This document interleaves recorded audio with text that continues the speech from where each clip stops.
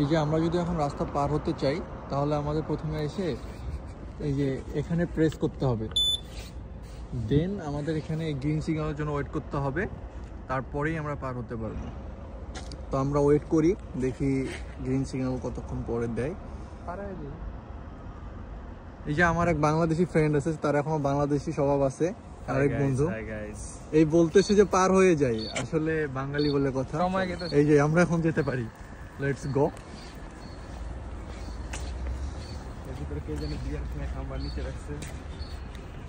এই যে এই জন্য বিয়ার খেয়ে আবার এখানে রেখেছে, এনার উচিত ছিল ডাস্টবিনে ফেলা, যাই হোক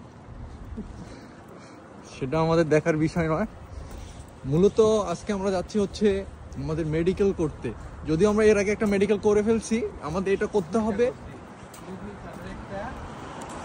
ভিসা এক্সটেনশন করার জন্য।